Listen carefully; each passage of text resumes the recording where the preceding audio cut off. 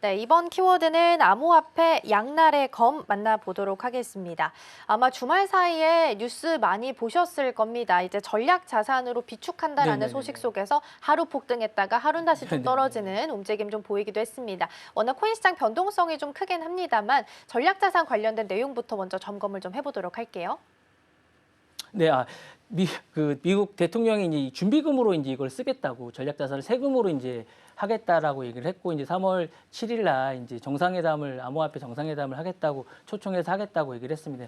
불러가지고 하겠다고 했는데 이게 문제는 세금으로 이제 암호화폐 준비금을 하겠다라고 얘기한 겁니다. 그래서 이거 세금을 국민 세금으로 하면 되겠느냐? 물론 좋지만 이게 돈을 잃으면 어떻게? 이제 암호화폐가 원체 변동성이 심하기 때문에 이게 논란이 되는 겁니다. 이게 세금으로 하면 이게 돈을 따면 좋은데 이제 상승하면 좋은데 잃으면 이게 변동성이 너무 크기 때문에 세금이 안 그래도 지금 이게 안 그래도 나라가 지금 빚이 많은데 이러다 큰일 나는 거 아니냐라는 생각이 있고 세금에 대한 우려가 너무 많습니다. 변동성이 많은 암호화폐에 투자하는 게 맞느냐. 그리고 이게 모든 사람들이 암호화폐를 쓰는 게 아니에요. 그러다 보니까 특정 계층의 이익을 대변하는 게 맞느냐. 그리고 사실은 이게 그 암호화폐가 내부자 거래가 되게 심하기 때문에 이게 맞느냐라는 얘기가 좀 있고 암호화폐를 선정하는 기준도 좀 문제입니다. 이게 뭐 비트코인만 하는 게 아니라 알트코인을 또 많이 이번에 선정을 많이 했거든요. 그게 좀 문제가 되고 있습니다. 뭐 비트코인과 이더리움 외에도 XRP나 솔라나 카르다노가 이제 이번에 포함이 됐습니다. 그러다 보니까 이게 맞느냐라고 특히 하고 있습니다. 그리고 시장 조작에 대한 우려가 좀 많습니다. 그러다 보니까 이 부분에 대한 논란이 좀 많고요. 이러다 보니까 이제 과연 이게 좀 하는 게 맞느냐 그런 생각이 좀 있고 변동성 관리를 누가 할 거냐 그리고 미국의 국가 부채가 너무 많습니다. 그러다 보니까 이 부분에 대한 논란이 너무 많고 그리고 이제 트럼프 대통령이 너무 뻔뻔하다는 거예요. 결론은 일론 머스크랑 마찬가지로 두 사람분이 너무 뻔뻔합니까? 결국에 트럼프 당신이 이 혜택을 가장 많이 받는 게 아니냐. 그런 의미에서 이게 당신이 이거를 지금 하는 거 아니냐라는 생각이 있다 보니까 이게 지금 전략 자산을 하고 있는 거 아니냐라는 생각이 있기 때문에 그리고 아들 도널드 트럼프 차남과 장남이 암호화폐에 대한 것들을 계속하고 있고 가장 많이 갖고 있다는 이야기가 나오고 있습니다. 그러다 보니까 암호화폐를 지금 하고 있는 게 아니라는 생각이 있다 보니까 전략 자산을 하는 것도 당신들이 하는 게 아닌가라는 생각이 있습니다. 그러니까 이 부분이 얘기다 보니까 지금 계속 논란이 되고 있는 거거든요. 결국 이런 부분들 때문에 지금 계속 논란이 돼서 이제 암호화폐 전략 자산이 지금 계속 이야기가 나오고 있는 것 같습니다. 네. 네, 일단 주말 사이에 봤을 때는 행정명령을 통해서 실무 그룹한테 이야기를 한 겁니다. 가상자산 전략 비축을 추진해라라고 이제 지시를 내린 거고요. 여기서 언급됐던 게 비트코인, 이더리움, 리플, 솔라나, 카르다노였습니다. 일단 리플, 솔라나, 카르다노처럼 이렇게 정확하게 코인 이름을 또 언급한 건 이번이 처음이라서 더 유의미하게 좀 바라볼 수 있는 부분이 아니었을까라는 생각이 들고요.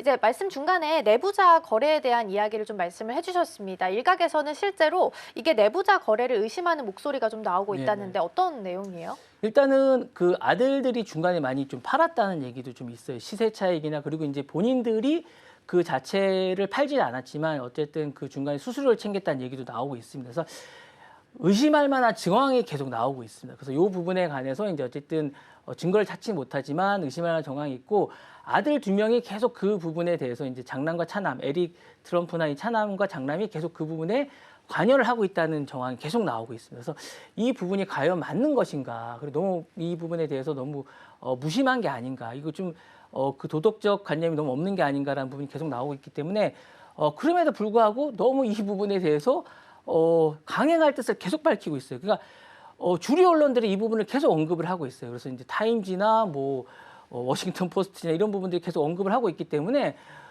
이게 좀 제가 볼 땐 지금 이거를 강행할 것 같아요. 지금 그래서 이게 문제가 되고 있습니다. 그래서 도널드 트럼프이 전략 자산으로 비축 자산으로 이거를 암호화폐를 할 것 같은 생각이 좀 되고 있고 진짜 문제가 되는 건 세금으로 할 것 같은 게 너무 그러니까 적자가 되고 있다는데 세금을 할 건 정말 문제가 될 것 같거든요. 그래서 세금으로 하는 건 문제가 될 것 같고 진짜 문제는 이게 모든 사람한테 혜택이 가지 않는다는 거예요. 세금을 할 것 같으면 진짜 뭐 한 50% 이상의 혜택을 받아야 되는데 정말 이 1, 2%나 10% 내외가 특정 이익을 대변하는 게 문제고 아까 말씀하셨다시피 내부자 거래가 정말 문제가 되고 있습니다. 이게 사실은 아르헨티나도 문제가 됐지만 내부자 거래가 정말 문제가 되고 나중에 이게 뭐 청문회도 열리고 정권에도 좀 문제가 될 것 같은 그런 문제가 되고 있고 또 문제 좀 아까 말씀하셨다시피 암호화폐가 알트코인이 정말 문제가 되거든요. 그래서 이 부분이 문제가 되고 있고 시장 조작도 문제가 되고 있습니다. 그리고 그럼에도 불구하고 강행할 때서 좀 문제가 있습니다. 정책이 어떻게 가냐에 따라서 사실은 정말 문제가 되는데 트럼프는 정책이 아까 뭐 얘기다시피 이제 일론 머스크 같이 그렇게 정책을 자신에게 유리한 그런 걸 뻔뻔하게 추진할 가능성이 정말 높습니다. 그러면서 이 부분이 문제가 되고 있고 구체적인 계획도 자신에게 유리한 것을 실행할 가능성이 높습니다. 그래서 이 부분이 있고 정부 지원책도 자신에게 유리할 가능성도 높습니다. 그래서 결론적으로 경제적 이익을 자신에게 유리하게 할 가능성이 높은데 이름에도 불구하고 계속 전략 자산이나 비축 계획을 계속 밝히기 때문에 제가 볼 때는 특히 그리고 이제 SEC가 사실은 이제 견제 기능을 해야 되는데 최근에 SEC의 가능성을 보면 견제 기능을 전혀 못 해요. 이게 특히 문제인데 사실은 이런 정황들을 전체를 볼 때 좀 안타깝지만 계속 전략 비축 자산할 가능성도 높고 트럼프가 강행할 가능성도 상당히 높다 이렇게 볼 수 있습니다. 네. 네, 아무래도 이해 관계인이 그 안에 들어가 있다라는 부분 또한 부담이 될 수 있을 것 같고요. 더불어서 트럼프 대통령이 언급했던 이 코인 목록들이 인공지능 그 AI랑 가상화폐 차례로 있는 인물이 지금 데이비드 섹스입니다. 이 인물이 행정부에 합류하기 전에 투자했던 이 가상화폐 펀드 구성 목록이랑 지금 언급된 목록이 거의 비슷해서 이 부분에 있어서도 내부자 거래가 의심된다라는 일각의 측면도 제기가 되고 있습니다. 그럼 일단 공화당 내부 안에서는 반발이 좀 있긴 한데요. 그럼에도 불구하고 이 계획을 좀 강행하게 될까요? 본인은 그러니까 언론들은 보니까 강행할 가능성이 상당히 높답니다. 왜냐하면 본인이 이 유혹을 뿌리치지 못하는 것 같아요. 그리고 이제 아들 2명이 이 부분에 대해서 주변에 간다라고 계속 얘기하고 있습니다. 그리고 상당히 일부에서는 이 어떤 암호화폐나 알트코인에 대해서 많이 매집을 했다는 이야기가 많이 있습니다. 그리고 이익 실현을 할 가능성이 높다라고 지금 보고 있는 것 같아요. 의심을 할 만한 정황이 많이 있으면서 공화당 내부에서는 사실은 이 부분에 대해서 반발이 내부 반대가 많이 있지만 내부적으로는 이 부분에 대해서 기본적으로 이제 이런 반대를 불구하고 갈 가능성이 높다고 생각하고 있고 공식적으로 이제 시도를 했고 3월 7일 날 어떤 정상회담을 하는 것도 이러한 것들에 대한 반발을 잠재우기 위한 그리고 이제 본인이 이런 것들에 대해서 저희가 이제 그 선거 유세 기간 동안 이야기를 했습니다. 그래서 사실 이걸 지켜야 되는 어떤 부담감 좀 있기 때문에 갈 가능성이 상당히 높지 않을까라고 예상하고 있습니다. 네. 네, 강행 가능성이 조금 더 높다라는 말씀 좀 주셨고요.